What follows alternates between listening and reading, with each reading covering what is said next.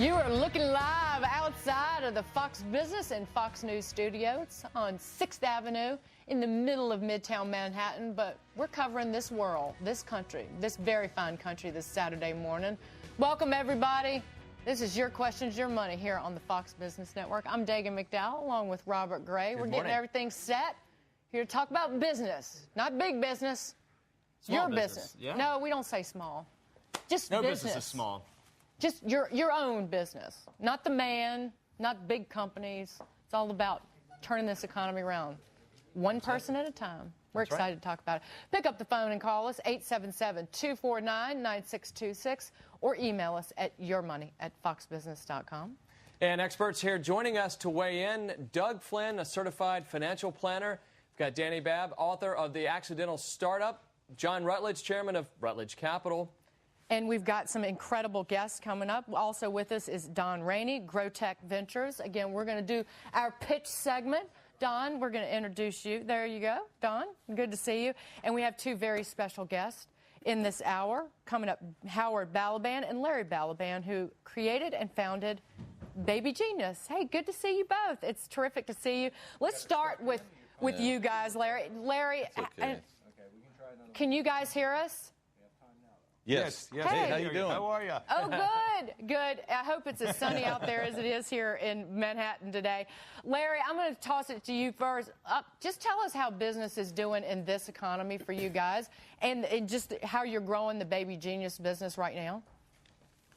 Well, in this economy, you know, when you're priced affordably, and Baby Genius is always about a good value for moms and caregivers to empower parents to take an early and active role. So we've always been value. You get 2 CDs for $6.99 and a DVD and a CD for $9.99. So we find that moms and caregivers really want to take advantage of great products at great prices. And even in a bad economy, people always care about their kids, and it's the most important thing you could possibly do.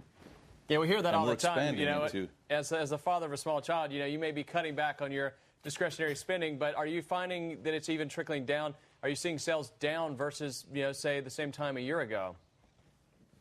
Well, sales, I think, are down in general in all retail, but fortunately for us, we're expanding into new markets and we're expanding into new countries, and we just got back from an incredible whirlwind tour to South America, and Baby Genius is really, you know, just growing worldwide. So luckily, even with the downturn in the economy, our sales are lower in our accounts from last year, but with the expansion of the brand and the continuation of everything that we're doing, we're very fortunate to have a very stable business. Larry and Howard, we'll get back to you. We're going to spend a lot of time with you this hour. But speaking of world travels, John Rutledge is back in fine shape. How is the world? How is China? Well, what's the economy look like? Well, for a week when you sleep 3 nights on airplanes is not the best week. But it is for the airlines. I brought a show and tell for you from my meeting in China. This is the summary of the world's view of what's happening in America right now, which is the Fed here and the government are printing enough money to flood the earth with. Why is Greenspan's photo still on there? Because at least they're spreading the blame around. They've got a red dot on his forehead as the guy who started all this. They're worried about that, but I'll tell you, they have a blue flame coming out of their butt too, just like people here. People are starting businesses, people have energy, and the place is growing. So the good news is Asia is growing again, and it's pulling the world out of this recession. So you do believe that they're growing fast enough? I know they are. I met last weekend with Premier Wen Jiabao. I met with the Social Security Fund guy, with the guy who runs the Sovereign Wealth Fund. All the same story. It's all starting to grow again. So this thing is ending, not right now, but soon. And the guys who've already done the work to start their companies and get their businesses going are the ones who will capture the rewards on the way up. John, are they going to be buying our products? Are we going to see more, at least some reversal of the trend that has helped kind of maybe get us into this mess? Well, we already are. Last week, we have a measure for the number of 20-foot containers that get put on ships that go out of the country. Mm-hmm. Last week, we got a number. That number has spiked up now. Mm-hmm. They're buying stuff. We're starting to buy stuff. And that'll get the whole world going again. But to do that, people have to unclench their buttocks, go to work, calm down a little bit, and do the things you need to do. So it's all about our theme here, which is this blue flame nation. You know, we want to get people with the blue flame coming out behind them when they walk so that they Don't wait for the government. The government's not going to solve your problem. You're going to solve your own problem. And what about the intellectual property? You hear this come up so much. I mean, you know, when I was there a few years ago, you could buy a set of golf clubs for a song. You know, it was a name brand. You know, you hear this concern from American companies, particularly whether it's software or golf clubs. Absolutely. Well, you know, Robert, on 6th Avenue and 45th Street, I found the same set of golf clubs had been ripped off, too. This is not unique to China. There are people who try and steal stuff from you all over the world, but you can also create brands, you can sell brands, and you can sell more products. So that's not a good excuse either for why we shouldn't do business. We should work on that problem, but grow. Grow. That's what it's about. That's why we're all here. Danny's over there smiling. John, it's going to be an incredible lineup. I can barely keep track of all the folks who are here to answer your questions in the coming hour and really in the coming 2 hours. But as you know, right, it's 6 minutes after the hour. We have to take a little break, take a breath, and then welcome our radio listeners who are joining us on Sirius and XM. I'm Dagan McDowell along with Robert Gray. This is Your Questions, Your Money on the Fox Business Network. That's right. You can call us 877-249-9626. The phone number 877-249-9626. Also, email, of course, yourmoney@foxbusiness.com. I introduced him a little earlier, and we want to bring in another one of our guests. You saw him, but let's properly welcome him. Venture capitalist. He's here to help you give an idea of how to raise money, what businesses people are willing to put their money in. Don Rainey is here, general partner at Growtech Ventures, is joining us. Again, he's going to be here for the pitch about at the bottom of the hour, where we're going to have a viewer come on and pitch his business idea. Don, how do you see the world right now? What are you interested in? What is growing? The most powerful thing that's going on right now is kind of the derivative next step of the crowdsourcing that we saw with Wikipedia, that we've seen with open source software, where people are joining together across the internet or across boundaries and creating very valuable things. So we've gone from the conventional wisdom to readily available expertise and to things that can be accomplished that really wouldn't have been doable even 5, 6, 7 years ago. One of the paramount examples in my mind is that Facebook, through crowdsourcing, where people are cooperating across the internet, translated its site into French in one day without involving any of its own engineers. The users did it for them. And so we're entering a world where we used to get static, conventional wisdom, and now we're getting something a little more powerful, where to your term, the blue flame, but it's a broader application of it. It's a very exciting time. How do you monetize that? How do you make money on that? Well, that information is valuable. I'm involved with a company that has the leading application on Facebook. Mm-hmm. They seek. You can say the name of it. It's Living Social. Mm-hmm. And it's a company that calls upon users to catalog their interest or the things that they like and to share those interests with other people. So in a crowdsourcing example, they have a product called Pick Your Five, which is people can choose their 5 favorite movies, books, and other items. And they decided to try shoes. Mm-hmm. So they didn't produce a database of shoes for the users to interact with, but simply pushed out the database that said, name your 5 favorite shoes. In 15 hours, they had 8,000 shoes loaded into their database, and they had 100,000 people make lists. Mm-hmm.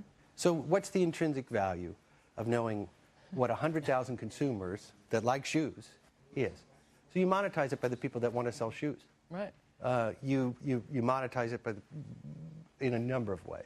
They could just ask me. Straight to the source. We could cover the world, the universe of shoes. The information maybe is not that valuable, but let's go outside. Speaking of information, we've got someone outside our studios right now about starting a small business. Her name's Shelly. She's from Brooklyn. Thanks for joining us, Shelly. What's your question? My question is, after you come up with your idea for a business, how do you get funding? Well, do you have an idea, Shelly? Is there something that you're passionate about? I'm passionate about fashion, but everyone, has fashion. What if I want to start a T-shirt line, per se? What do I need to do? What do I need, where do I need to go to get the money to start the T-shirt line? Danny probably, actually, Shelly, stand right there and listen, because Danny probably has had a T-shirt business at one point or another. Yeah, but Shelly, don't tell Danny this idea before you start your T-shirt line. I'll sign an NDA, Shelley. It's okay. All right, so first of all, you have to make a mock-up of what your T-shirt's going to be. You can probably do that at home, right? If you're like me as a kid, embarrassingly enough, I had a sewing machine and made a lot of my own clothes, and my Barbies and we matched. And so you can create your own T-shirts, have a couple of them, show them to people, get an idea of what they're interested in. And as far as getting your own money, it doesn't take a lot to start this, particularly with the internet. I would look in my own closet, which is what I do, and I started selling stuff like crazy on eBay. All the LV I haven't used, and the Christian Louboutin shoes, and all this stuff I have not used in a while. Generate a couple $1,000s, few $1,000s, and start it that way. The other option, of course, is to take a home equity line against your home if you need more capital. Also, to use a credit card to start a business. A lot of us have used our credit cards to do that. You can knock down your rate with a new card, but you're going to want to start over not using your personal credit by getting an employee identification number and starting some sort of real business. And Shelley, our friend Don talked to us this morning about the power of getting the customer working for you. If you can get a few of those samples and get the kids in your neighborhood that are the ones that other people follow, give them the T-shirt and let them get other people to want to do it. The thing happening today is the hurdles you have to jump over to start a business are becoming very, very small, which means you can get started easy. The question is, how do you grow it? And when people come to me with the first question, how do I get money to run a business? I always sit down with them and say, let's figure out, maybe you don't need so much money as you think. Maybe you can do it on the cheap, get started, and let the customers pull you along rather than push it with money. That's a 20th century idea. This is a different world. Yeah, absolutely. And have them post on Facebook wearing your T-shirt probably would be the next extension. Well, absolutely. Larry and Bob, can you weigh in here? I don't know if you heard Shelley's question on the outside, but maybe just some of your experiences when you were starting the business. How did you raise money? Did you need more than you initially thought, or was it the other way around? I think that when you're raising capital, you always need more than you initially think. And the one thing that you never want to do is put yourself in a position where you can't follow through with your dreams. So the most important thing, I think, is to understand the capital that you need and then probably double what you think that you're going to need or triple it, because, when you need money, it's very difficult to get it. When you can get it in the beginning, or you have some people believing in your ideas and you can get the funding. And, when we started, we went to friends and family, and a lot of people, if you can create passion and really be believing in what you're doing, I think that you'll find the money, but always take more in the beginning and give yourself a chance to really succeed. But I think if you go to your friends and your family, they're the first ones that will really take you seriously. And if they have some money, they would love to help you, because everybody wants to see you succeed. So it's a great place to start. Check out, Shelley, check out Ladies Who Launch. launch.com. This is an awesome site for people who have ideas like yours and they want them to become kind of viral, and they don't have a lot of money to do it. I'm not a big fan of going to friends and family because I don't think they're always going to give you the truth. And I also think if your business goes down the tubes later on, you're going to have some family problems. So I would check out that website, get some great creative ideas. That's a Manhattan group, I believe. That's a New York group. New York-based group. Right. Shelley, thank you for being Shelley. here. Ladies Who Launch. Remember that. Thank you, I will. All right, take care, Shelley. All right, coming up, we're going to talk more with the creators of Baby Genius, how they got their start, what they can tell you about growing your business. And we're still taking your questions, 877-249-9626, or yourmoney@foxbusiness.com. Lots more to come on the only business network that's awake on Saturday mornings into Saturday afternoon here on the East Coast.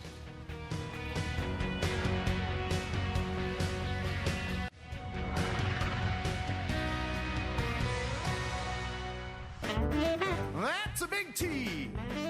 That's a big E. That's M-M-M-P-O. I want to jam with that tiger. Tempo the tiger. And that was Tempo the Tiger. Tempo, a character created by a father inspired to teach children to connect with the world. Started as just a single idea, has now grown into a global phenomenon, selling millions of copies under the brand of Baby Genius. And Baby Genius founders Larry and Howard Balaban joining us now to share their incredible success story. Gentlemen, welcome to you both. I know DJ and the rest of the characters fairly well myself, I must say. A disclaimer there through my daughter. Well, That's great. That's great. We hope you're singing to him every night. Yeah, we can sing a song together. Maybe off camera. I don't have any baby genius at home, so but guys, I want to know how long after, because again, there are a lot of similar companies, similar products out on the market. How long after, say, Baby Einstein started, did you start the company, and did that help give birth to what you're doing? You know, Baby Einstein and us started, I think Baby Einstein maybe started about 6 months before us, and they originally started out with DVDs, and we originally started out with music. Our slogan from the very beginning has always been music makes a difference. And I think that the success and the incredible thing that Disney did when they purchased Baby Einstein to actually create the category was a huge thing for our success of our business, just beginning to bring awareness to, you know, that there's a need out there to help children really be introduced to things early on. Our products are very, very different from Baby Einstein. In fact, they're different from every other children's product because Baby Genius from the very beginning has always been about the fundamentals of education, really inspiring children and putting numbers and letters in every single one. And, you know, Baby Einstein, although it's an incredible product, is more of a visual mobile that kind of slowly introduces children to music, but not in a really interactive way. And Baby Genius really empowers parents to take an early and active role in their child's development. So that's really how you're, proud that our products you would differentiate yourself, saying we're taking the more musical route, because Baby Einstein clearly does have some musical aspects as well. Do you also try and, you know, target a different market, or are you trying to eat at the same table, so to speak? Well, we try to get kids up and singing and dancing and getting their parents interacting and learning songs with them. And, you know, we have characters, so, you know, we're a very character-driven line with Tempo the Tiger and Oboe and DJ and all the characters that you know real well, and Vinko the Dancing Bear. So we try to get kids related to characters, which also is a great way to build the brand, because you have things out there in the marketplace, toy lines to create and things to build on that really work well. And, you know, by writing the character songs, like you guys were just playing Tempo the Tiger, which is one of my very, very favorite songs. And, you know, that song actually connects the dots for kids in a very specific way, because you're spelling the word tempo out. Children begin to associate that letters aren't just individual objects, they're meant to be together to become words. And so, you know, every single thing we do is really calculated to really establish a very specific point of view for children and allow them to really experience the joy of the world. And, you know, we take them on these journeys, and it's really about discovery and imagination and really getting the kids to, you know, dance and interact with music. But guys, there's been criticism and critical research of putting young children, infants, you know, 8 months, 6 to 16 months old, putting them in front of a television and letting them watch DVDs and even, you know, interactive entertainment on a TV. Your response to that, has that been a headwind for you in recent years? You know, there's so much research on both sides of the issue, and ultimately, you know, we never suggest plopping your kid in front of a TV and playing a DVD and then running out of the house. Our stuff is very interactive, and it's designed to really empower parents, and everything we do is in English and Spanish, and it's really a tool, not just a placeholder. So I think that the research, you know, there's a lot of research on both sides of it. The one thing I know for sure is, you know, when we make music, and our classical music is Mozart and Vivaldi, and we use 150-piece orchestras, and that music stands the test of time. And the research is that very few things exist since Mozart. And, you know, you got fire, you have water, Mozart. And, you know, music is, in my opinion, the thread that ties the fabric of humanity together. I think he was a little bit after fire and water. Maybe just a little. Fire, water, Mozart. I mean, that's what you got. But, you know, it's... But, you know, the bottom line is the real research is the moms. Yeah. And we get thousands and thousands of letters, and I'm sure you know yourself, using the product, how fabulous it is for kids. Nobody's supposed to just put a kid in front of a TV and leave them sitting there and not pay attention to them. We try to create imagination. Howard and Larry, stick right there, because, again, our viewers and listeners can call in and ask you guys questions, but not just the two of you. Right. Howard and Larry Balaban will be there, but Dani, John Rutledge, Doug Flynn's here, and Don Rainey, our venture capitalist for this hour. Yep. So pick up the phone, give us a call, and send the emails in. And then there's next week. And then there's Liz Clayman. You cannot miss it. Liz Clayman will be joining us from the Berkshire Hathaway annual shareholder meeting. It will be part of Liz's 4-day coverage of the meeting called Weekend with Warren. And get this, You can submit your own video questions to Warren Buffett on foxbusiness.com. So be sure to log on. We'll be back with more answers to your questions about starting, running, growing your business next, right here.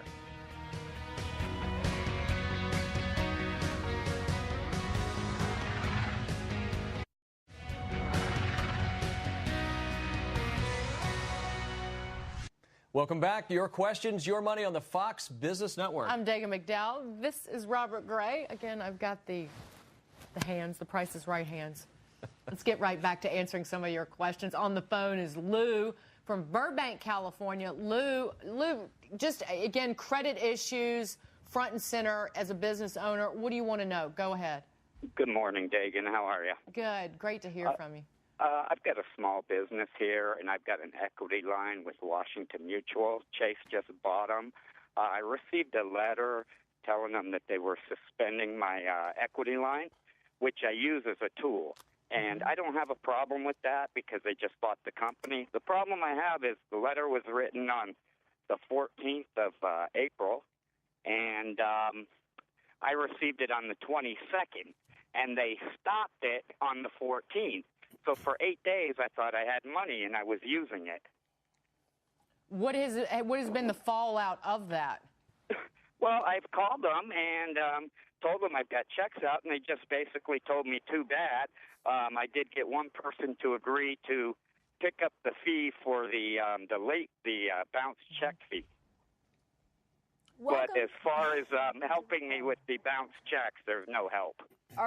Stay on the line because we're probably going to have follow-up questions for you, but Danny's experienced similar things, true or no? Absolutely. Lou, welcome to the club. I believe you're in Burbank, is that right? That is correct. Okay, you're probably hit under the declining market rule in that area. I've been hit also in Irvine and Newport Beach for that same reason. And same exact thing happened, outstanding checks on a line, and then found out about 2 weeks later that there was no line. I actually had to get this escalated. Mine was with National City. I had to get this escalated several people, maybe more like 12 people, up the chain of command and get the line reinstated and the checks brought back. I have some people at Bank of America, Chase, and WAMU. If you want to send me an email, I will. Actually, I'll just post it to my website at thebabbgroup.com. I'll post the contact information of the people that you need to get to that actually have the authority to solve this problem. Nobody should take this laying down. This is not your fault. You did the right thing. You're paying your bills, starting a business. Say screw them. Go out there and get your freaking money back. And I will be happy to help you. What they said was they would reevaluate.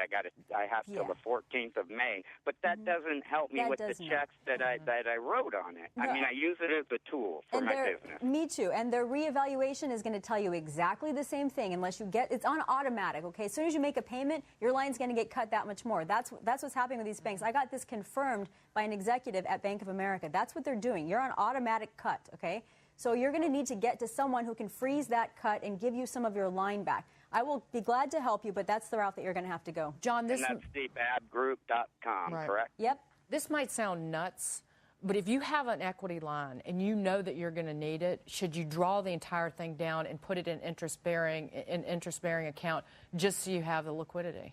That's not a bad idea. And the other good idea, as you heard from Danny, is don't pay it down. Because if you pay it down, they're going to reduce your line. So keep the money out of their hands. They've got no damn business doing this to people. This is outrageous. We need to make them famous. The banker who calls you, the banker who writes you the letter, do everything you can to out them on this. You can call the authorities in California. They're very aggressive. But I will tell you, the Congress people in California were of absolutely no use, so don't even bother with them. But we can fix this, and we'll make them famous, as John said. But the lessons also are that the banks, you know, they're in business to make money, and in a declining equity market, they're cutting this all the time. And so, as you mentioned, they're being aggressive to the point of cutting it. They're very aggressive. They're being preemptive. You have to know your own situation. If your house is declining and you have X amount outstanding, and you're going to drop below 60 or 70% loan to value, you might entertain pulling that money out or looking for another credit line. But they're not in business to just keep it open, because a lot of people have these old credit lines that they took out years ago at very low interest rates.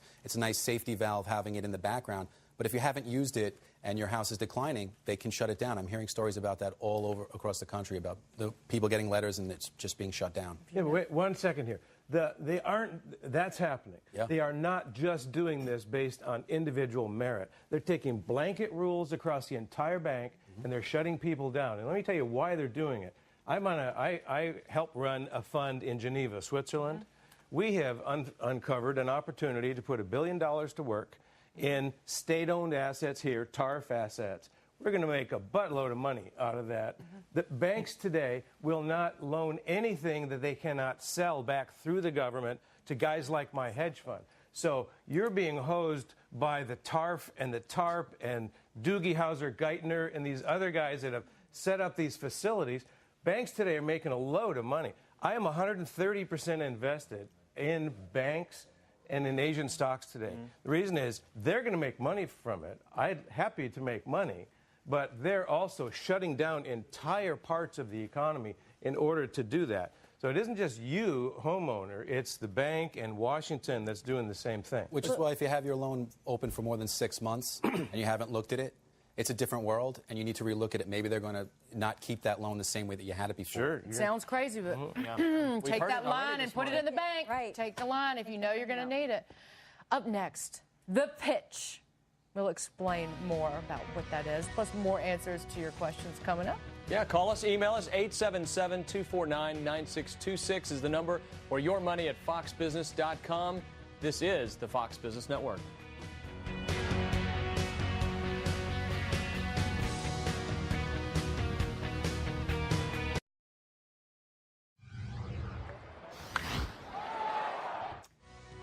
Time for the pitch on the Fox Business Network. It's time to bring in our venture capitalist who is here for this opportunity to, well, pitch a business idea to one of our experts. Our venture capitalist is Don Rainey. Of course, he's been with us the first half of this hour. But on the phone, we have Jimmy Bracco from Canton, Georgia. Okay, Jimmy, this is your audition. Pitch Don your idea. So can I do this Billy Mays style? Hey, you know, you got to say that's Enthusiasm what this is always about. helps. Yeah, sell it to us. Hi, this is Jimmy Bracco, and I have no idea why I'm yelling at you right now.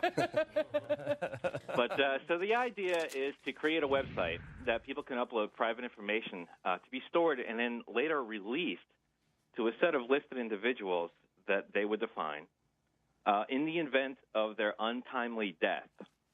And I'll give you a couple for instances.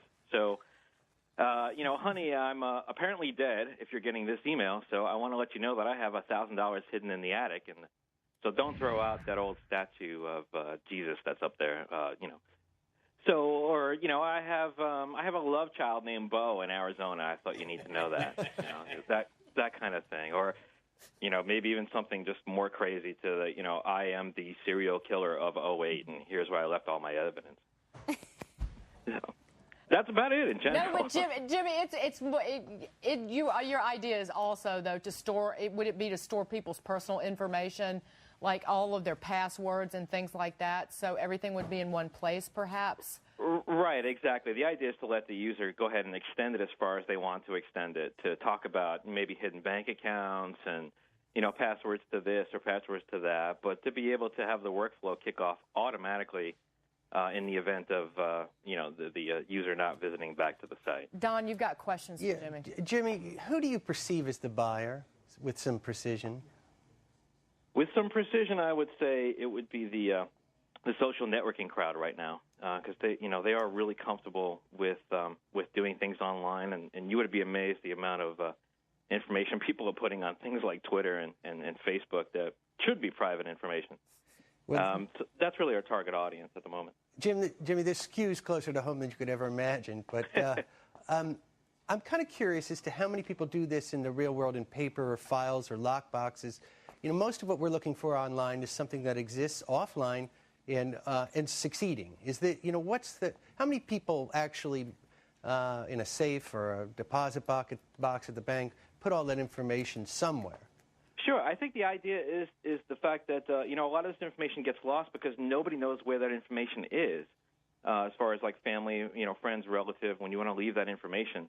How do they know that exists when somebody thinks that they're going to, die 40 years from now and they get, hit by a bus in 2 days and they didn't have a chance to to do the formal process of creating a will or something along those lines that's very static and not as dynamic as I just hid $1,000 in a statue yesterday. I need to tell somebody about that without calling my lawyer. But do statue money hiders typically leave a trail? Is the behavioral analogs I try to get my arms around. Is it a good idea? Probably. Is it a business? I'd have my doubts. I'd worry that you don't have enough planners in the world. If you're relying on the social network crowd, they skew pretty young. People, generally speaking, are not good about planning their deaths, and their secrets are secrets for a reason. So, to the degree that that these secrets might be planted to be revealed at a date certain, or to some degree that you allowed people to time release information, it might have a broader appeal. I also, when I heard your story a moment ago, wondered, how does the site know they're dead? How does that loop close? Well, that's right? actually part of the revenue generating portion of the site. I mean, we are in business to make money. Right. So what we will require is that the individual actually visit the site within a set amount of time that they define. And then if they don't visit the site, then the site may send out 1, 2, 3 warnings, may try to contact them at 1, 2, or 3 different places, and just kind of assume that something's wrong, that they've been deceased. Now, we know that things are going to happen, like people get thrown in jail or something along those lines, that they're not necessarily deceased. So what we're trying to do to create another revenue stream would be to go ahead and create the ability to go out and have maybe a live person verify the fact that something has happened to you and check municipal records. An idea for another revenue stream for you, Jimmy, is to charge people who don't want the information stored in your place released at all. So it's that's actually called extortion, isn't it? Or blackmail, one or the other, but whichever it is, it's damn good business. It's at low cost. That's actually a good call, because I think that the natural tendency for people to confess is what draws people to things like Twitter and Facebook. Let me tell you something. Let me give you a reason why I do like your business, because Don and I both review business proposals. Probably you relook at 1,000 of them to fund one of them. So we're looking for the thing that has scale and that you can ultimately sell. But most businesses in the world that are successful don't meet those requirements and never will. But they're damn good businesses. So this may be one of those. And the reason I like it is, first of all, you can start it with almost no money. And today, money's tough to get. Second of all, the people who do this now do it through a trust company or a bank or a lawyer or an accountant, and the baggage there is huge. You have to pay hundreds or thousands of dollars to get that set up. You can do it for $3.95 a month or $19.95 a month or something like that. And you could have a dynamic. jerk department where you tell people off after you're dead. Yeah. You could have a sorry department of the people. Yeah. And you could do little things like that. Yeah, I love the confessional component of this, right? Right. The confessional has, long-standing popularity, especially anonymous confessional.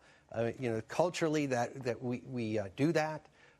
The online component is pretty compelling. The time release, either confession, telling somebody off, settling some score, or telling that person I never liked you, or whatever you feel compelled to tell them.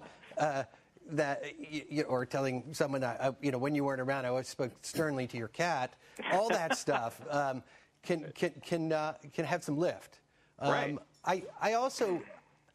I would caution. I've found doing a number of businesses through the years, I really want to be around happy people. I'd love to be about making them happier and more fulfilled. And the death angle just doesn't give me that.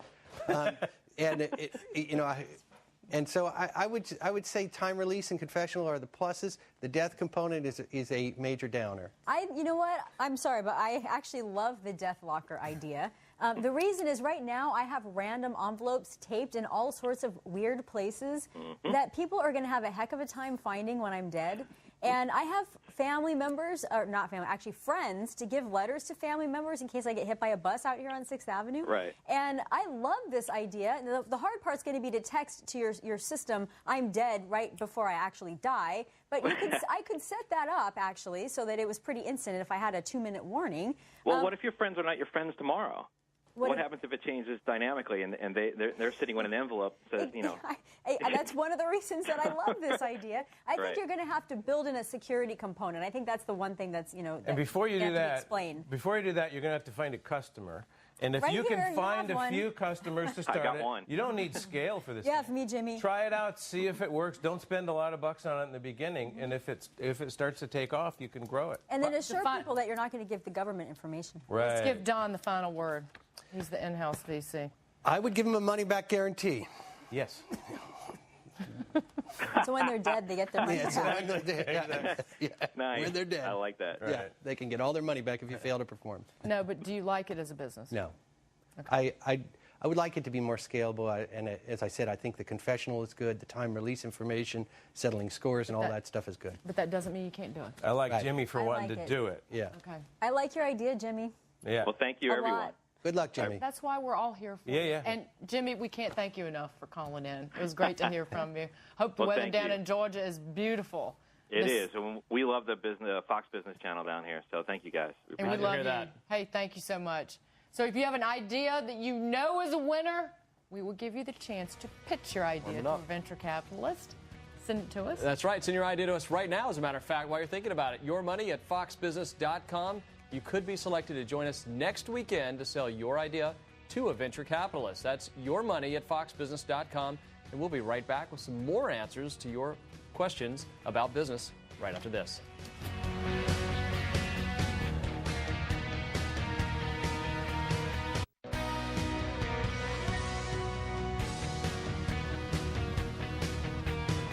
Welcome back. This is the Fox Business Network, where we're open for business, even on a Saturday. I'm Dagan McDowell, graciously joined by Robert Gray Thank you this so morning. much. Good to see you. Good to or see this you as well. afternoon, depending on where Yeah, you're watching. Exactly. We're taking your questions about your money. Call us up, 877-249-9626, or email your questions to yourmoney@foxbusiness.com.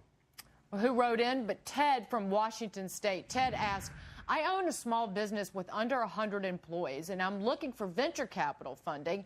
How do I go about doing this? Or he didn't say what business he's in, Don, but one thing I did notice, you actually take pitches on your website. We do, and what I'd advise him to do, and I think the fastest and easiest way to interest a venture capitalist is through their existing investments. So look at local venture capital, because venture capital is typically done within 80% of venture capital in the United States is done within 100 miles of the venture capital's office. So you have to look at the nearby folks. Looking at them, look at their website, and look at companies that are comparable, similar, or classically in a case where if those venture capitalists like that kind of business, they presumably like your kind of business. Then approach the CEO of that company, because the lifeblood of any venture capitalist is the talented entrepreneurs and CEOs of their invested companies. Pitch that CEO with someone who will understand your business and will be able to act as a proxy or vouch for you to the venture capitalist to say, met this person, great business, great technology, I really like it, and you'll get a meeting straight away. Come in the front door where you're arriving, with 200 others. It's a tougher path. Don, and to move on to John, and everybody can jump in here. Let's back it up and break it down, because let's just look at the world of funding and the different types of funding that you can get if you own a business. When should you move? Because there's angel funding and then kind of higher up the food chain, I guess, venture funding. But how do you decide on different types of funding for your business? Well, I think bank financing? The trick of funding is to find the right person to finance your business. And there's so many out there that it's really difficult to do that. Don and I are in business to provide money to people, but there are only certain kinds of people that would meet our particular criteria, which depend on what we in particular are good at. So sometimes you have to bounce from one guy to another guy to another guy. Try and research ahead of time, as Don said, find out what they like to do. But an illusion people have is that getting money to start a business comes from venture capital. Venture capital is a particularly narrow trench, a very deep trench of money for certain kinds of scalable businesses with identifiable exits. Private equity in general is a much broader area, and there's probably $100 in private equity for a $1 or a $2 in venture, because you need a lot of money for working capital for small, dumb, and ugly companies, which is what private equity does. And so you need to not only approach one guy and think you're going to get VC money. Yeah. There's many places to get money. That's what I was getting at, is because the venture capitalists are looking, when you say scalable businesses that can quickly get much larger. That's a kind of a dummy definition of it. And businesses where you, if you're the VC, can get out of it, whether it's you will sell it to another company or take it public. Those are your two basic outs, correct? Right. The positive outs, yes. Yeah, there's another one. Well, and to the question, though, and in talking to some small business owners who are trying to attract capital from VCs and the likes, I mean, right now, it's a really tough market. Are you involved in as many projects as you typically would be, you know, say, compared to a year or 2, 3 years ago, or is the money really drying up from your end? It's not drying up. It's a good time. It's a good time for us. Right. It's not as good a time for entrepreneurs because the prices are down. The prices of everything are down in the equity arena. And so it's tougher for the entrepreneur to raise the right amount of money because the prices are low. So they're managing predictably, do I raise less money because the prices are so low and then come back to the market in the year, and what kind of risk does that present? And so, but this is a good time. The startups in this country are doing well, and the startups will innovate us out of this crisis. Larry and Howard, to your point, over the years that you've, after starting the business, because you talked about how you got the initial financing for it, what kind of funding have you gotten? Do you still have 100% ownership of the business? Well, when we originally started the business, we had a small public company, and that was a great vehicle for us to raise funds throughout the years. And then we actually were able to spin Baby Genius back out of a public company. And when we did that, we used personal capital, and we also put together a debenture, which was a great thing for investors to be able to make interest along the way, and until we were able to pull the capital together to pay them back, and then they converted it into stock in the company. So there's lots of great vehicles out there, and you know, there's always money for great ideas, and I think people just have to always believe in themselves and believe in what they're doing. And you know, if you believe and you bring the passion, like I totally agree, you got to go in the back door and meet the CEO and really live with passion. And I think if your passion shows, that you'll find the money that you need to succeed. And if you have a track record, obviously that helps. And you'll just be creative and get out there and make it happen, because that's what it's all about, is not giving up and believing in yourself most of all. I think in this time, you've got to be really creative with financing. Yeah. All right, guys, we've got someone else on the phone now. It's Brian from Covington, Louisiana. Brian, tell it to us now. What's your question here? My question is, I was a painting contractor for 40 years, and I want to get out of it. I'm tired of it. I want to start a courier service, you know, with a van. And I'm trying to find a place where I get an application for a U.S. grant. Well, okay, first of all, you can go to grants.gov. You can also go to business.gov/grants. So those are two places. But I would ask, if your goal is to buy the truck to do the courier, why not go on Craigslist, actually, and see if you can maybe even go to Virgin Money and find somebody else who's wanting to invest 10 grand or 20 grand in a business. And then go for it and do it from more homegrown money rather than try and get capital. Two more ways to do Danny's idea. Go on Craigslist, find somebody who's got something they're trying to sell in a market where nobody's willing to buy it, and offer to take it off their hands for a rent or a lease, pay them a monthly payment, and don't cough up the cash for it. Right now, I want to conserve capital every possible way. Another way to do that is, I wouldn't recommend it because I'd rather have the used stuff. But you can go, right now, General Motors, Chrysler, and Ford are all wondering how long it takes for them to go into bankruptcy. They are not doing Ford, not Ford. Ford will be the last man standing. But look, they'll do anything to move product off of that floor. And vendor financing in the pit of a recession is the easiest money you'll ever find. But I think the Craigslist idea trumps that, because you'll find it at half price.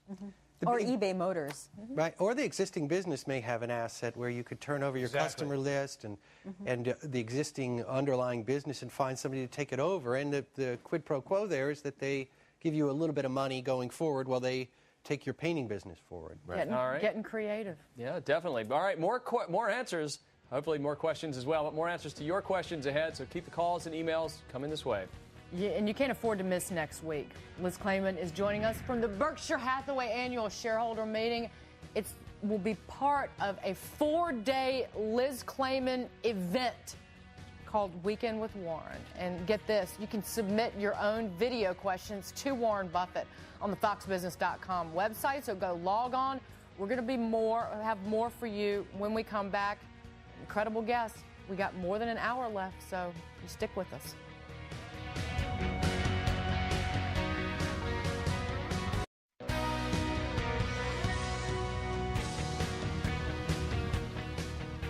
Dusting myself off. Yeah. Straightening myself up. Trying to look presentable. And you do? You're hot. You're hot today. Yeah. Great today. It's because they have an entire team of very talented artists who work on me Before for dawn. hours. I'm not kidding. Yeah, You about have 15 again, minutes. I've said it before. I'll say it again. I look like Ruth Buzzy without makeup on. Get out of here. Anyway, we are watching the Fox Business Network, and we are still taking your questions about your money. The phone number, 877-249-9626. Or the email address is yourmoney@foxbusiness.com. Right now, Fran from Florida, she wrote in and asked, I want to buy an established restaurant. What is the usual percentage I need for a down payment on a business loan? Danny, what are you seeing these days? 10% through the SBA. If you're going to use some other form of financing, as much as 30 or 40% equity stake on your part. Not bad. No. Get the other 90% from the seller, not from the bank. Yeah. Because restaurants, that stuff can disappear on you in 5 minutes. And so make sure they're at risk in order for you to take over their assets. If it's not in comfort food, fast food, or whole food, I would take a very serious look at I mean, I'd take a serious look at it anyway, but I would take a more serious look at it. That was my next question. Yeah. In terms of Those are the restaurants. 3 growth areas in restaurants. Well, Don, one thing that you mentioned at the break that I wanted you to touch on is that just in this world that very often businesses die with the family businesses Right. will end up dying with the founder. Yeah, the statistics are impressive. That there are a lot of family-owned businesses where the next generation doesn't want to be in the painting or pool management or other business, and the founder wants to retire quite naturally, and it's appropriate to where they are in life. And if we could facilitate the transition of those businesses from their founder families to someone that would take it over and do the seller finance mortgage, basically put it in the hands of a young person or a younger person, allow them to own and operate the business and pay the founder off over time, it would do the country a lot of good. It's a real shame on a consistent basis how many businesses we lose, good businesses, just because the next generation doesn't want it. I don't fault them, but they just don't want to be in dad's business. If you want to get into business on your own, is that one of the ways you should be looking at it? Like in your town, if there's a restaurant that does good business, that seems to be doing well, and the owner, and he or she happens to be 65 or 70, I mean, is there opportunity? It's a great way to do business. If you can get the founder to trust you enough to take their baby, these people love their business, they love their employees, then you can buy that business on an earn-out, where basically you're buying into the business for your work, and then over time you pay out the owner. That's how most family-owned companies are transacted. Ones that have big positive cash flow, 10 or 12% of sales as cash flow, can sell through leverage buyouts.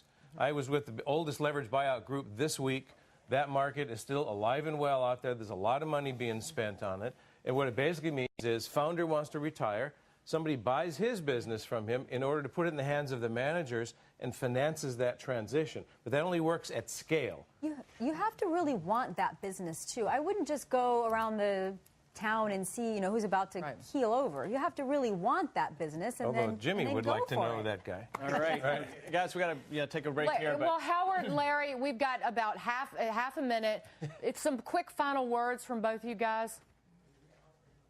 Well, we're just happy that people are out there supporting Baby Genius, and our goal in life is to make sure that every child has the opportunity to be the very best they can be, and we're going to keep making products that make that possible, and hopefully with every child taking a positive step forward, we can get the world going back on track, because it's not about just businesses, it's about us looking forward to the future and providing kids with the tools at affordable prices they need to be successful from the beginning. And Howard, we're going to keep doing that. Howard and Larry Keep the music playing. Thank you both so much, co-founders and remember, of Baby Genius.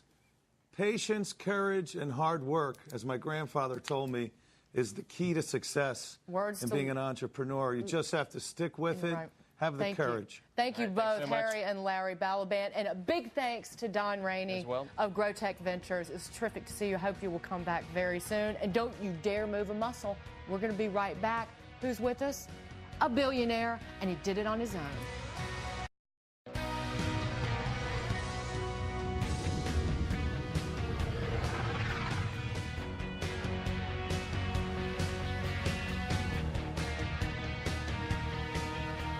Welcome back, everybody. So good of you to be here. I'm Dagan McDowell. This is the Fox Business Network, and this is Robert Gray. We're so excited to be here. Hello. One more hour to talk about stimulating this economy, one business at a time, all by ourselves, one person at a time. Starting a business, running one, growing one.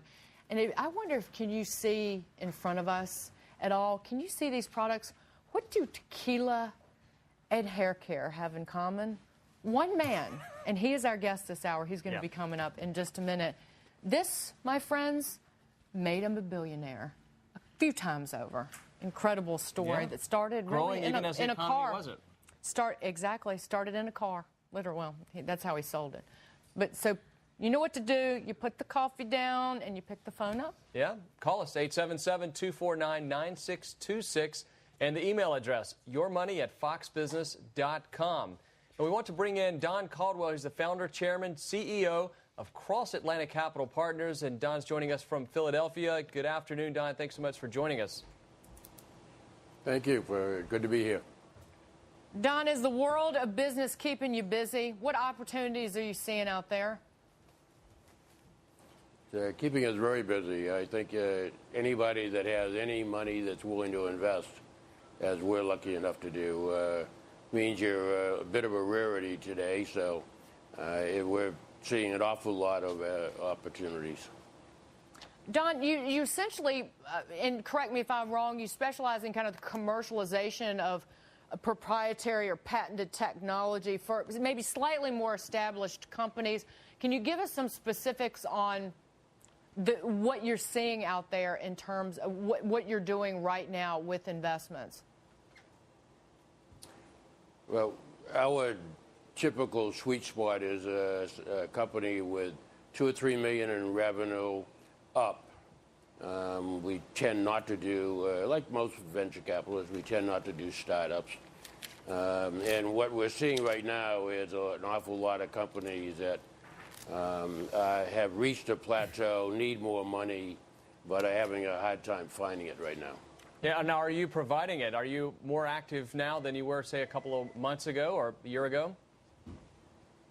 We're certainly more active than we were a year ago, because a year ago we were worried about where we were and wanted to see just how bad this recession was going to be. But we now feel like we have plenty of money to support our existing portfolio companies, so we're looking for new ones. Any particular areas focusing technology? Typically information technology, but we look at an awful lot of things, including services, but usually services related to technology. What would you expect people to come to you with so that they're prepared and you get the impression walking away that these people know their stuff, they're passionate about it? What is it you want people to approach you with to get funding from you? The single most important thing is an elevator pitch. If you can't describe what your business is and what the specialty is, then in a very short period of time, then you often lose your audience. But to take that to the beyond the obvious, business plan, references, introductions. 90% of the deals that any VC does are deals that come to them as a result of introductions from people they know and trust. Don, as Don was saying, investors have the attention span of a gnat, so you have to be able to pitch short. But Don, in this kind of environment where there's so many people needing capital, I found my best investments over the last 20 years or so is companies that would have been able to borrow some capital from a bank for growth, But now they can't, so they're coming to you or me or someone. You can structure it as equity. You can make huge returns, but it's actually safer investment than before. Are you seeing any of these $2-3 million companies coming to you for what once would have been growth capital from a bank? Yeah, and today that company may have $10 or $20 million of revenue. Sure. And I agree with you that today's a great time to be doing investing that is a little different. So you might structure it as debt, but get all the so you have priority in a lean situation, but you get all the upside of equity through warrants and liquidation preferences and convertible preferreds and all that. And that's like why the government did with the DARM investments, sort of. In normal times, they would call this loan sharking, but in these kind of markets, it's a little an angel investor. Absolutely, right. I don't know who said about the government, but I'll tell you, it's different in the venture capital business. We like to get the money back. Don, I was kidding. But Yeah. that's why, but I think maybe that's why the government isn't so willing to hand over those warrants right now. Because again, if we, maybe there's some upside there. Anyway, I digress.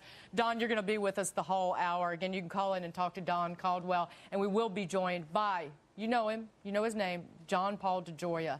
He's going to be coming up with us in this hour as well. So it's 6 minutes after the hour. Time to welcome our radio listeners on Sirius and XM. Thank you for joining us. I'm Dagan McDowell, along with Mr. Robert Gray. Good afternoon, good morning, and if you have a question about starting your own small business, we want to hear from you. Email us at yourmoney@foxbusiness.com or pick up the phone, give us a call, 877-249-9626. And we've been chatting already, but if some introductions are some still in formal order introductions. for people who Doug just tuned Flynn, certified financial planner, Dani Babb, author of The Accidental Startup, and John Rutledge from Rutledge Capital. And then we were also talking to Don Caldwell of Cross Atlantic Capital Partners and John Paul DeGioia of Paul Mitchell, again, and Patron Tequila. Again, he started both of these businesses with partners and grew them into, well, he's worth about $2.5 million. That's not a household name. Yeah, and it's not a small chunk of change there. So he's going to be joining us. But right now, we have an email from Dennis, who wrote in from California. My business is being asked to partner with a larger company. I may go for the deal. How do I handle the transition? Well, Don, let me ask you first, there are a few details in this email, but what are some of the basic questions this guy needs to know when he's getting in bed with a larger business? First off, will it affect his revenue line? E.g., will that larger company provide a sales outlet or something of that sort that will stimulate sales? But on the vice versa side, you have to make sure that being in bed with one large company doesn't prevent you from selling to other large companies. John? Yeah, first question I would ask Dennis is, who's asking you to partner with this larger company? Sometimes you get asked by someone that's really a gun to your head, like it's your biggest customer or your financing source, and you really have no alternative. The problem is, as Don said, is that really ties your hands and locks you up from doing all sorts of things you'd like to do. And at the end of the day, are you running your own business because you are a jerk like I am and you don't want to work for anybody else? Or are you running a small business just because it's a way to make the most money you can make? If it's the former, be very careful. You might be the worst employee or partner in the world for a big company. Yeah, getting in bed with larger things can be really exciting, but you have to be careful who it is and what it is what outcome you want to have as a result of this thing, because stop laughing. Exactly. First of all, I've watched many people join companies or join a bigger organization. Some of the transition issues were, who's going to maintain the control? What happens to my employees? How are we going to do profit sharing and revenue sharing? I would make sure that it's a darn good match, that it's something that you want for the future, and that it's good for you and your business. Forget about the other guy for a minute, even if it's a friend or a business partner you've had for a long time, and just ask yourself, what is good for you? It's like, but sometimes it can be like living with someone and having in separate balance sheets when you're trying to pay your bills independently and you don't have the ring. And it just turns into a disaster. That's a possibility. And you got to worry about choking off growth, as you're saying. I mean, if this is your customer, but you want to go to the competitor, how does that affect you, right? I Yeah. mean, I would imagine that's... We have somebody outside who has a question.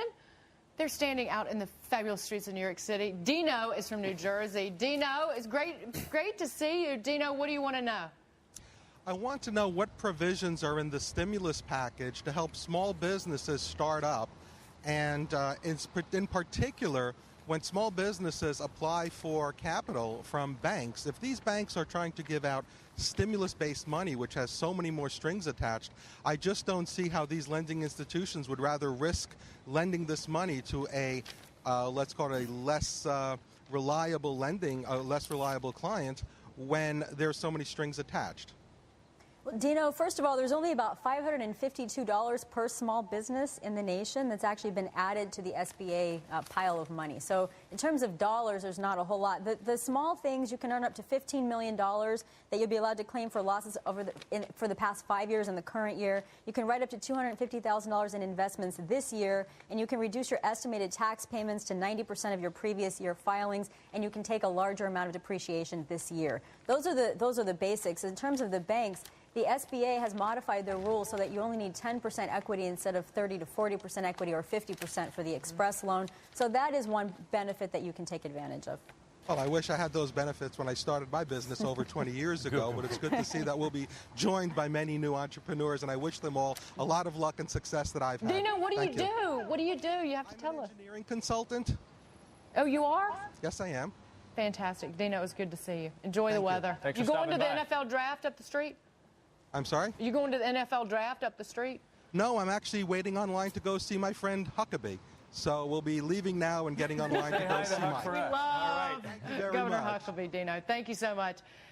We got about 50 minutes and counting of questions, answers to them, of your questions. Keep those calls and emails coming. Plus, John Paul DeJoria is coming up, the CEO of John Paul Mitchell. You do not want to miss him. Phone number, Robert. Yeah, it is 877-249-9626. Email yourmoney@foxbusiness.com. Remember, we're the only business network where Saturdays are all about you. Coming up, John Paul DeJoria. Stay with us.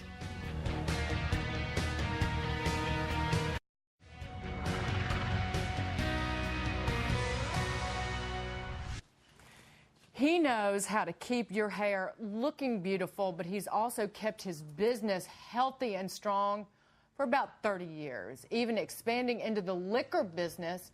We're not talking about any liquor. We're talking about Patron Tequila. Joining us now from Los Angeles is John Paul DeJoria, CEO of John Paul Mitchell. It's really, John Paul, it's really breathtaking to look at what you've been able to do over the last almost 30 years. And it just boils down to you hit the streets and you worked hard. And you never gave up. That's really it. I think it's kind of like how not to participate in a recession or how to not let a recession get you down. We started John Paul Mitchell Systems in 1980. We thought what we needed was a great idea for the best product available. It would be sold through hairstylists because they knew what was really good for hair and could recommend it to their customers. And we just knew we'd have it made. And we needed $500,000 to do it. So we had a partner all lined up. So my partner and I, my partner, by the way, was a great hairstylist. I was a businessman, promoter, helped formulate things. And we had a backer. The backer pulled out, never gave us a dime. It's 1980. He said, I'm pulling out because recession in the United States is big time. Can you imagine in 1980 and 81, inflation was 12.5%, unemployment was 10.5%, interest rates were 20%. You think it's bad now. That was bad, okay? But we didn't realize how bad it was. We just knew, okay, what are we going to do? We had a couple bucks in our pocket. My partner and I came up with $700 between us. I borrowed my $350 from my mom because I had a few $100s in my pocket. I had a bad situation. I left, divorced my wife, gave her the house, whatever money I have, to maintain herself. I thought I would get money in the bank. Never arrived. Long story short, I slept in my car for the first 2 weeks. It was fine. Our company took us about 2 years to pay our bills on time. We should have gone bankrupt every single week for the first 2 years. Finally, after 2 years, we paid our bills on time. And what I'd like to share with your audience is how do you start a business with little to no money and make it without having to borrow money? If I could just take a moment to give you a few hints. Oh, please. Sure. Go for it. Good. Our business address was our P.O. Box. I went down and got a $15 P.O. Box in Universal City, P.O. Box 10597. That was our office, John Paul Mitchell Systems. The telephone in a friend's house, because I was in my car, was a telephone answering machine for $29 with a lady friend of mine who volunteered her voice, an English voice saying, "Hello, John Paul Mitchell Systems, we're all busy right now, but we'll get back to you." We looked bigger. In those days, you had a photocopy machine, 4 cents a copy at the local store. You'd go to a secretary, she would type up your stationery for you, or type up one piece of paper that was your invoice, make copies for 4 cents. Now you've got invoices, you've got stationery, you're in business. We went door to door. Everything was set up, but as soon as we pulled the trigger, the bottles went from the bottle factory to the silk screener. We had 30 days to pay that bill. The silk screener had to silk screen the bottles, then it went to the filler. All along the way, it's a 30-day bill. It took us 2 weeks before we got the first product. We went knocking door to door, beauty salon to beauty salon, and said, "Hey, we have something so unique for the hair that you, the hairstylist, will know the difference. We have a product line that you could use every day for years and not have to switch products every 3 months like they say you have to because it builds up on your hair. It's that unique." And we presented our product to them and then told them this: if you will be bold enough to let us put in your salon a dozen each of our first 3 products, that's what we have, we only have 3 products to start with, we in return will come in and hold a class for you, show you how to use it, display it at eye level, how to merchandise it. And if in a period of 30 days you are not totally happy, I will take back every bottle you haven't used or sold off the shelf and give you your money back. Now that's fair enough, isn't it? And then if they said no, which they usually did, no problem. I could understand. I'll give you 6 of each under the same circumstances. I think what people have to understand in a business, especially during hard times, it's not the hard times you look at. It's how do you succeed and grow your business regardless of the time. You have to knock on doors. What's the secret? Be ready for rejection. I tell that to every class I ever hold. The big secret is be ready for rejection. You're knocking on doors, people are going to slam them in your face. But they look at you and look at your success and look at your wealth and look at Patron and then the John Paul Mitchell products, and they don't see failure. They don't see rejection. Oh, there was so much rejection. I sold encyclopedias door to door when I was 19, 20, and 21. And you knock on doors without even a lead, people slam the door in your face. There was a tremendous amount. In fact, in our Paul Mitchell schools nationwide, we have about 100 schools where we teach people a culture of not just how to be a great hairstylist, but be a good human being. Part of it is how to overcome rejection with a positive attitude, so that when you go to the next door, you talk to the next person or help the next person, you have this attitude of friendliness about you and happiness, knowing that not everyone is going to say yes. May I also make the suggestion to your listeners and your viewers? Whatever product or service you are selling, do not sell it. Do not be in the selling business. Make your service so good or your product so good you can be in the reorder business. It's so good, they'll want to reorder it from you. And that's what you want to do. You don't want to rip off people. You want to say, this is so cool, I want it again. Take Patron Tequila. The world was ready in 1989 for an ultra-premium tequila. Yes, it cost 3 times as much, but you started treating yourself. Was it slow? It was very slow starting out. But once it caught on, America knew, it's time to treat myself. I'm not going to hold my breath and drink tequila. I'd like to sit back and sip it and not have a hangover the next day. This is really cool stuff. And it caught on because it's something that treats you. You're selling me. You sold me. It's an easy sale. Well, can I give you some? I have to use this opportunity, okay, because the world is changing now. The frequency is rising. We cleaned up the streets of many parts of Mexico. Every bottle of Patron tequila is recycled glass. Every box it comes in is recycled paper. If you have a business, think about, my business is good for people, it's good for my potential customer, but what can I do to make the world a better place to live because I am here? When you do something like that, whether it's John Paul Pet, helping pets out, Paul Mitchell, the best hair care products, recycling, our office uses paper over and over again. John, we got to take a quick break because we'll be right back. John Paul, call and ask John any question that you want. He will answer it. Absolutely. Incredibly inspirational story. Everybody stay with us. We will be right back.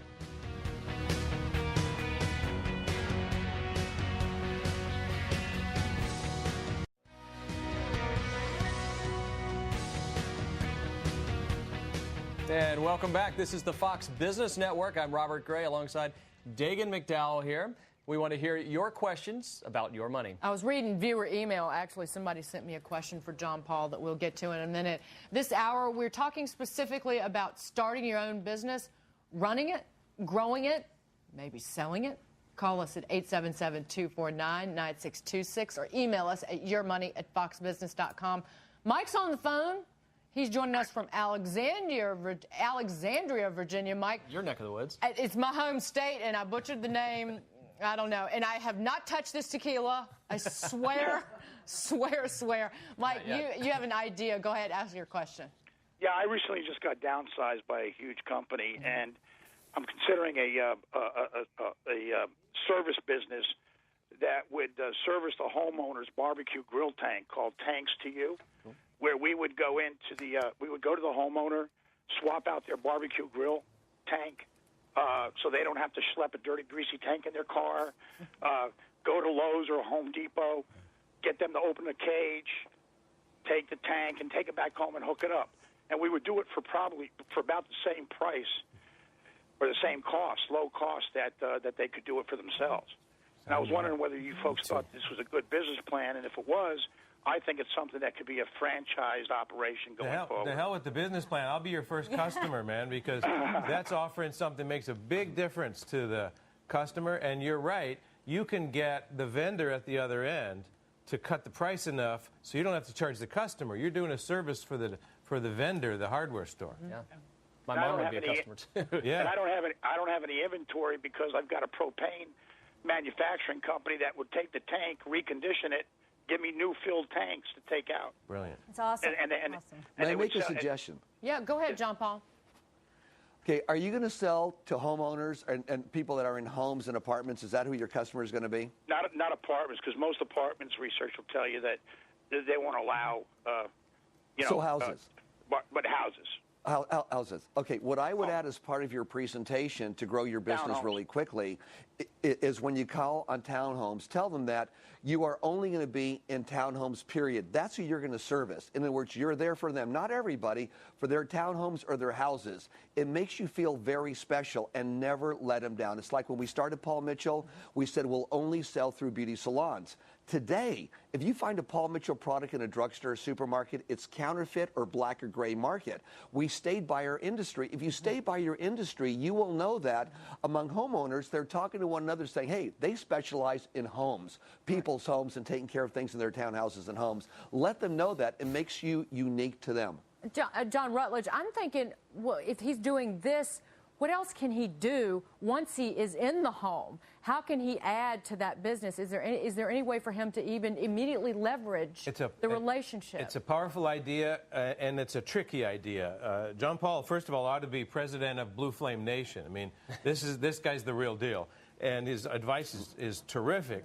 But, you know, his advice boils down to establish a brand. A brand is a contract with your customer that says what you will do or you won't do, and never, never, never, never violate that brand. Okay. If you do, and you try to, for example, extend into something that's too different than what you started with, the customer will recognize that as brand whoring, and they'll fire you.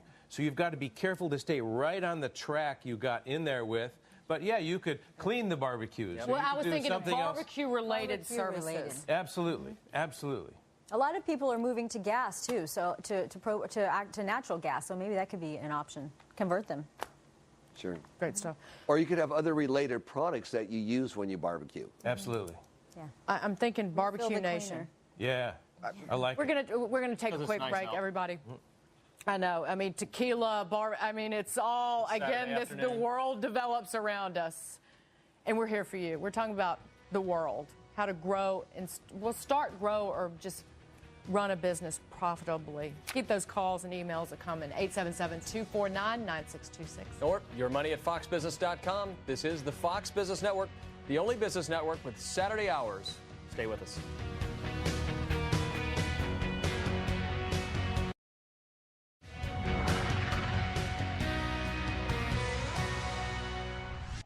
Your question's your money on Fox Business. Go Browns, baby! Yeah, it is NFL Draft Day, and it's being That's held what I'm talking about. right across the street. Radio City Music Hall a little bit later on today. But, yeah, fans all coming together for one cause. They all have different teams. But That's about how NFL fired Nation. up we are. That's about how fired up we are right here on Your Question's Your Money on the Fox Business Network. That's Mr. Robert Gray. I'm Dagan McDowell. And the phone number, you've got about half an hour to call us, 877-249-9626. Your money at foxbusiness.com is the email address. And we want your questions about starting a business, running one. We've got a phone call. We do. It's Vic. Vic's on the line from Beaumont, Texas. Vic, what's your question? Question is great show, Dagan and Robert. My question is concerning startup money. We have electronic manufacturing. We have a product which has a patent pending, can be highly profitable. It has a worldwide multi-billion-dollar market. It's in the news every year, and we had some initial interest from private investors until the recession hit, and it's now dried up. And I guess my question is, what help can you recommend for initial capital? We're talking about like $50,000 for 5 or 6 months, or $250,000, and we had some people interested, but not now. So these were angels, or Is you your had product moved on to already made? venture? Yeah, they were essentially angels. They were people that we knew personally. Okay. All right. So the friends and Is your family. product already angels, made? Yeah. Go ahead, John Paul. Is your product already made? Do you already have the prototype of your product? We have an experimental prototype. We're working on we're probably a month away from a production prototype, and and the patents are pending. Okay. Do you have a manufacturer in mind to produce it for you once you have your funds? My background is actually electronic production, and this is the product that can be produced. We want to produce it in this country. It's essentially will be an electronic assembly project. There's enough profit in it to make it in this country rather than outsourcing it. Is there another manufacturing company in the United States that could start up manufacturing it for you? I'm gonna get you your money in 2 seconds here. That's why I'm asking you the question. The answer to that is yes. There must be other electronic manufacturing companies that could manufacture. I would find that person. I would find that manufacturer. Go to the head of the company. Show them your idea. Convince them how great it is, and say this. Just tell them the truth. I'm low on money. It's a big one. I'd be very willing, if you'll partner with me for the first year, to split the profits right down the middle with you, and I'm going to go out and sell it myself. It's a great idea. Thank you. Yeah, and this is something that can be highly profitable and has tremendous market potential. That's about having guts. And John Paul's talking about having guts. Exactly. And it's not, if you don't have money, what you want is a product. Look at I need the money to have a product. I need $500,000 to make a hair care line, and we had 700, okay? In other words, here's what I need to know. Where are my resources? Go after those resources. My gosh, we have kids graduating from Paul Mitchell schools that start their own salons. Hairstylists, so motivated, they're not looking at, I need $500,000, $100,000 to start a salon. I'm going to do it no matter what. And that's the same attitude you should have. Find different ways to do it. You don't necessarily need the money. If you don't have it, don't give up. Find another way to do it. Yeah, sometimes you're just going to have to get creative. Like we've talked about before, look in your closet. Go to the SBA if you have to. Look at personal lines of credit. Look at a home equity line. Look at money you've got in other investments. I've even tapped 401k money. You just have to get creative. If you believe in it strongly enough, go for it. And scramble. And as John Paul says, don't be a pig. This is not a time to argue over the last percentage. Get it up, get it going, and get it started. We have an email we want to get Believe in yourself. Yep. That goes so far. Look how far it took you, John Paul. Good gracious alive. Kevin emailed in and asked Fox Business, I am looking to buy an existing dry cleaning business. Should I use a real estate agent or a lawyer? Again, that's an interesting question. Dani, you want to get in here? Well, I don't see the benefit of using an agent really for anything. Sorry, real estate agents, and I'm a licensed one, by the way. So I would stay away from that. But I'm not so sure why you'd need an attorney either, except to look over the paperwork, maybe for a few $100s. If you are aware of one that's for sale, then you can work out something with the existing owner to buy the business from them.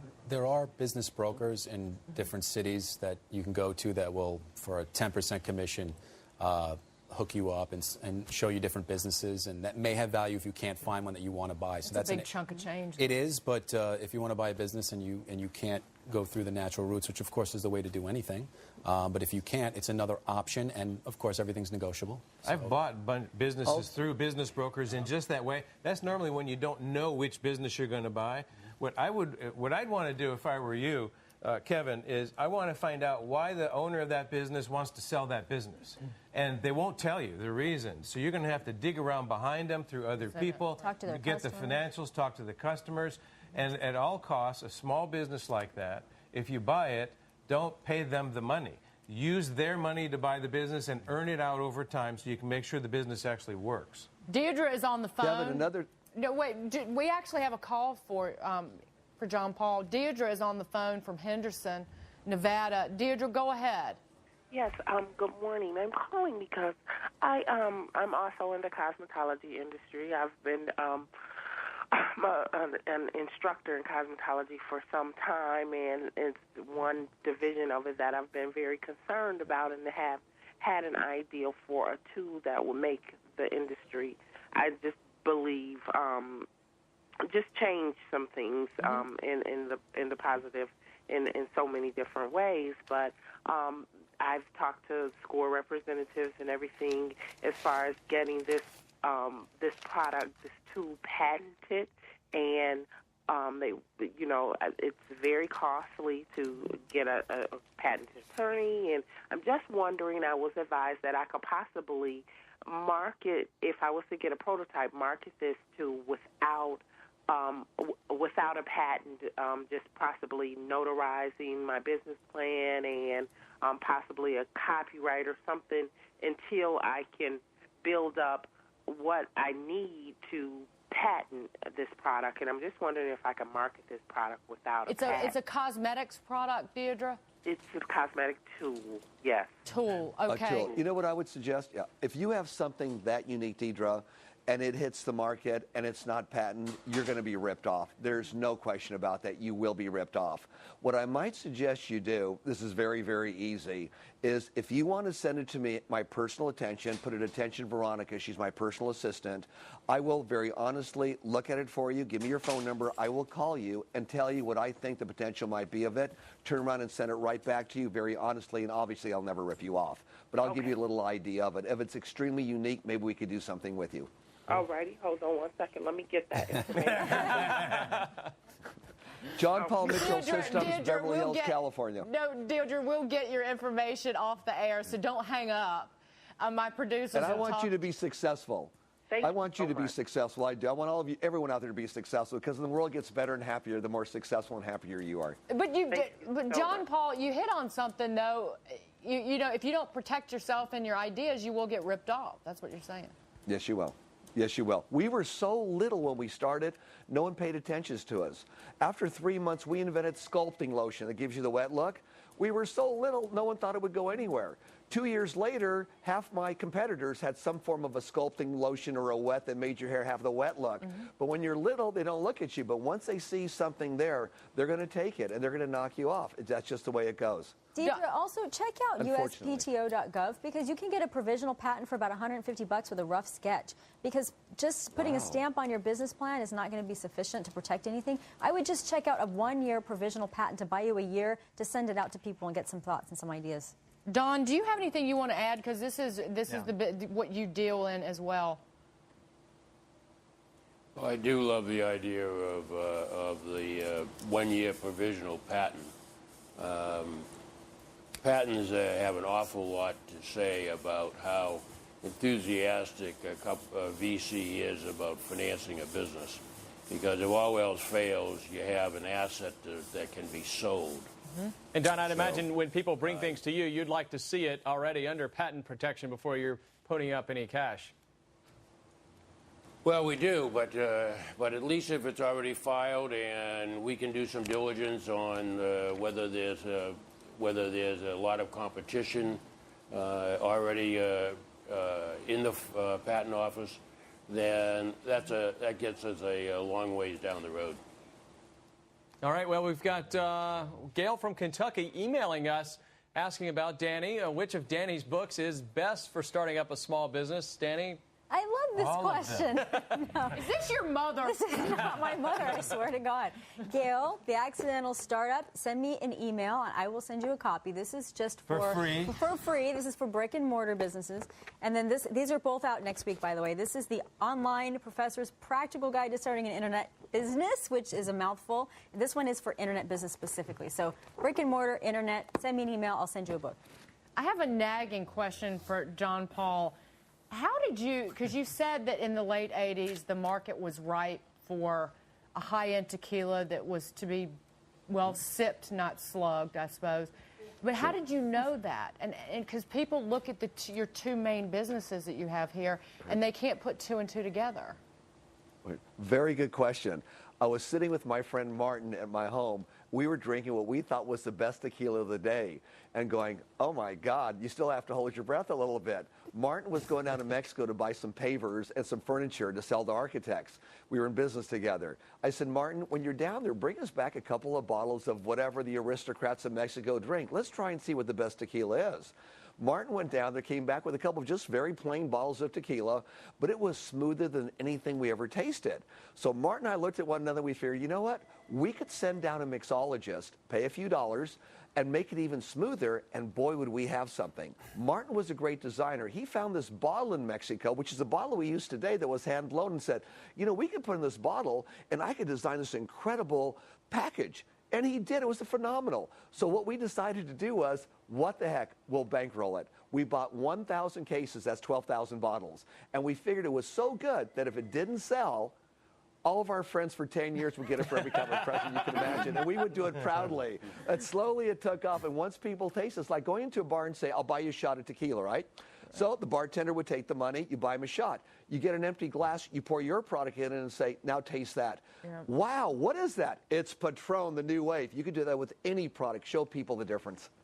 I have one more quick thing. Now, do you still own 100% of the hair care business of Paul Mitchell? And because you sold a portion of Patron to Bacardi, did you not? But so I wanted to know the thinking behind that. You betcha, yeah. I own the majority of John Paul Mitchell Systems, more than 51%. It'll always be the professional beauty industry forever. I was a 50-50 owner with Patron. My partner Martin and I owned it 50-50. He died, unfortunately, of a heart attack 5 years ago, and I was going back and forth with his estate and courts and everything else to try and get the company.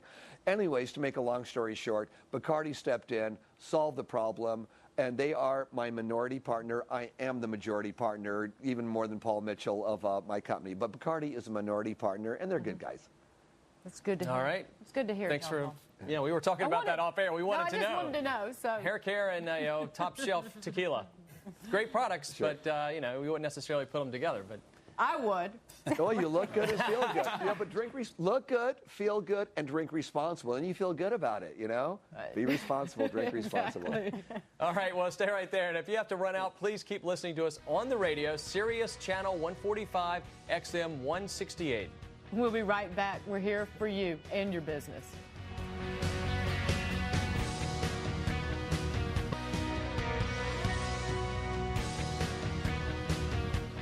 This is last call on the Fox Business Network to call us with your questions about your business. I'm Dagan McDowell, along with Robert Gray. Yeah, that's right, Dagan. Thanks so much. 877-249-9626. That's the phone number. Or yourmoney@foxbusiness.com. That's how you can get to us by email. Maggie's on the phone calling from Centerville, Maryland. And Maggie, go ahead. I know what you're going to ask, but I'm not going to give it away. What do you want to know? I'm starting a Montessori school, which is a private for-profit school. I have a financier for securing the land of about $500,000. It'll be a private loan, and the land will be in my name. So what he's explained to me is that I would then take that to a bank and request the $3 million I need with using the land as collateral. How does that work, the jump from $500,000 up to $3 million? Yeah. And can I get some advice? Yeah, you really only need 10% now with the new SBA loan for collateral. So you could use, as long as it's not more, okay, if you've got $500,000 in collateral, you could theoretically get a $5 million loan with the $500,000 under the new rules. But $5 million for an SBA loan is next to impossible. So most of the banks are going to require, outside of SBA, about a 30% collateral, which gives you about $1.5 million. So I'd go back to this guy, tell him he's got a few screws loose and he needs to look at the numbers again. So she needs to come up with more money. Yeah. Whenever I hear these things, I just worry about what ownership is she going to have, what percentage of equity in this thing. Is she trying to make money, or a school that's she's not trying to make money? What's the purpose of this? I find a lot of times in some of these equity deals, or if there's a debt deal, you give away a lot of your own business. And so what's the long-term game plan? What are you trying to get out of it? Those are the questions I'd have in setting up the deal this way. Is this the only way to set this up? And also remember that land is not being valued at what it is you're holding it for, or what it is you paid for it, or what it is that somebody appraised it at. Chances are that's going to be slashed by 20% right off the top. Yeah, so be really careful. I would worry that, just like John Paul, when you get all this done and get to the bank, they don't give you the money, and then you've already encumbered yourself with the first guy. First question I'd ask you, Maggie, is do you really need a new building? Do you really need raw land to build on? Right, that was or what is I there was thinking. somebody else who owns something who himself is in trouble, who you can take that property, scrub it up a little bit, start your school faster, and then do your building later when there's a lot of credit available? And then you only need 20% down for a construction loan. And John Paul, weigh in here. I will gladly weigh in here. There are so many opportunities there of people that are going out of business. You hit it right on the nail. Go to those businesses that are going out of business. Go to the landlord and say, hey, you've got an empty building here. You've lost a business. Well, if you'll help me do the infrastructure, put up the walls, the infrastructure of the place there so I can have a school here, I will gladly, number one, not only pay you, but I'll pay you for the first 2 years after I get going, double your rent if you will assist me, and then we'll go back to normal. In other words, you're going to profit by this, but I need you to do the build out for me, and here's what my idea is. Now you've got a partner with you, you own it 100%, and you're giving them an advantage. One, they're filling the space. They are doing the infrastructure of your space for you, especially a Montessori school, and then they know that after a year or two, where things may be slow, you're going to double the rent to them because you're going to be able to afford to do that for 2 years as a thank you, then go back to normal rent. Yeah, escalating rent. Absolutely. It's a great idea in today's market. Well, hey, guys. But short term. Yeah, more answers to your questions ahead, so keep the calls and emails coming our way.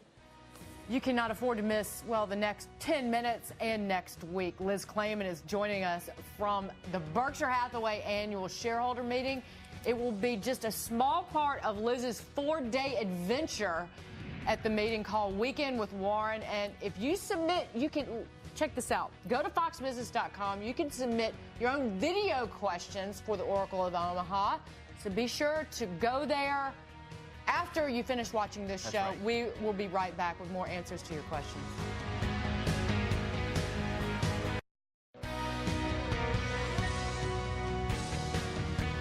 Welcome back. I'm Robert Gray, sitting alongside Dagan McDowell, and this is the Fox Business Network. We're taking your questions about your money. We want to head outside here in the streets of Manhattan. We have a question from Chuck, who's a law student. Chuck, go ahead and ask your question.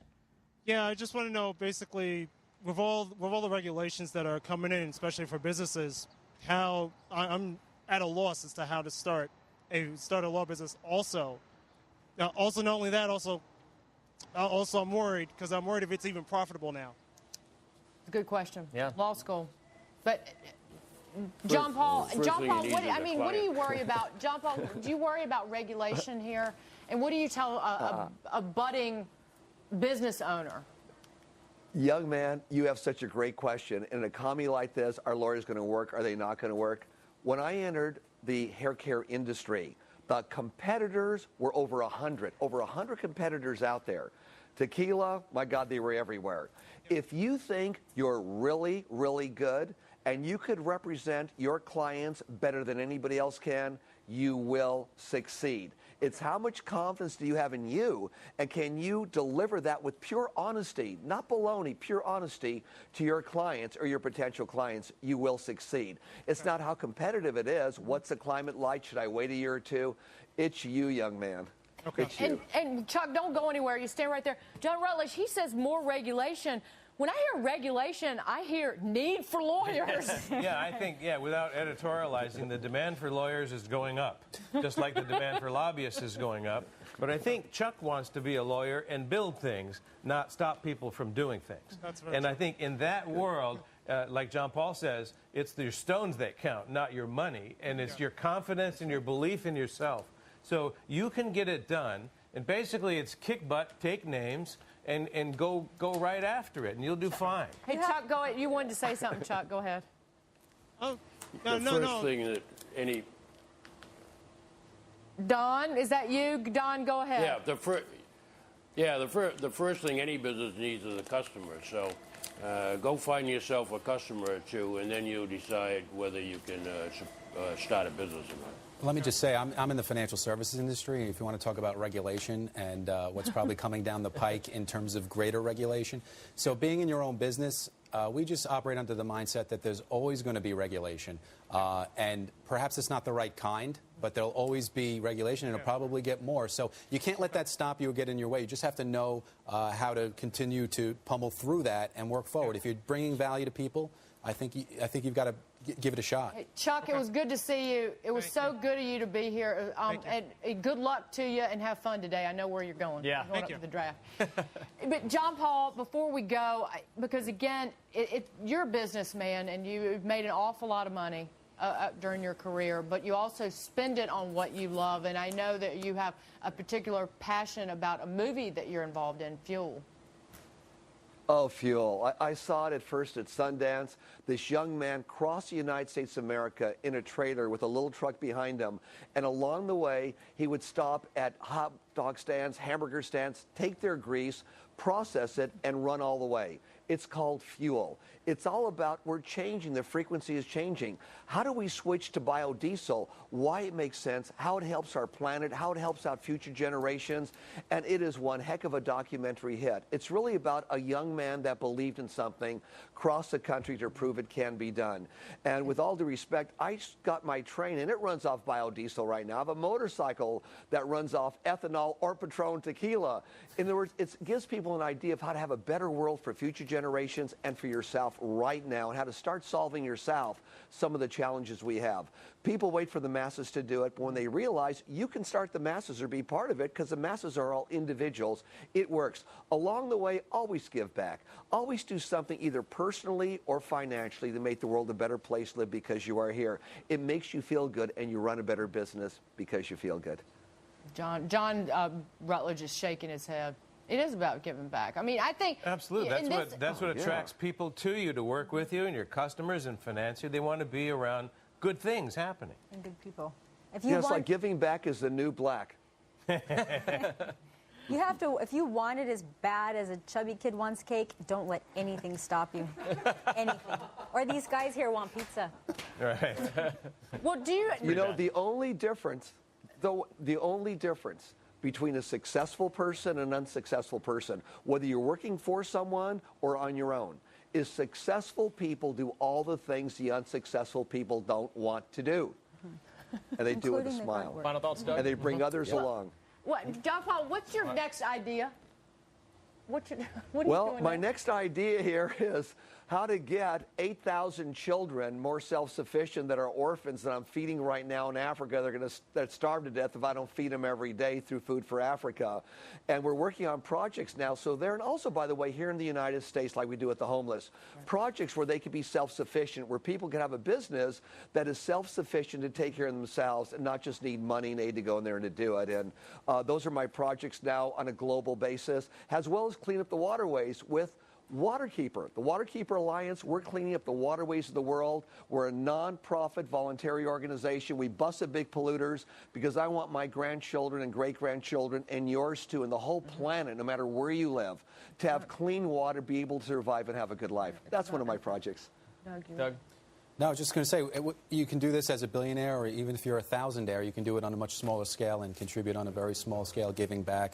And most successful people I know are exactly like that. About elbow grease. Just Hard give work. yourself Elbow grease. So easy. Half the staff at John Paul Mitchell Systems was down on the beaches of Southern California on Friday yesterday, cleaning up the beaches that afternoon. We give them time off to do philanthropic things. They took their time and effort to clean up the beach. It just took their time and effort at something they wanted to do, and they cleaned up the whole beach to make a difference. John Paul, inspirational on so many levels this day. Thank you so much. Thank you John very Paul much. DeGioia, the CEO of Peace, John love, and Paul happiness. Mitchell. It was great to see you. Don Caldwell, a big thanks to you from Cross Atlantic Capital Partners. Doug Flynn here. Thank you. Danny Babb, John Rutledge, and Robert Gray. And thank you very much, Dagan. We will see you come a Monday morning. You don't want to miss a minute of Fox Business.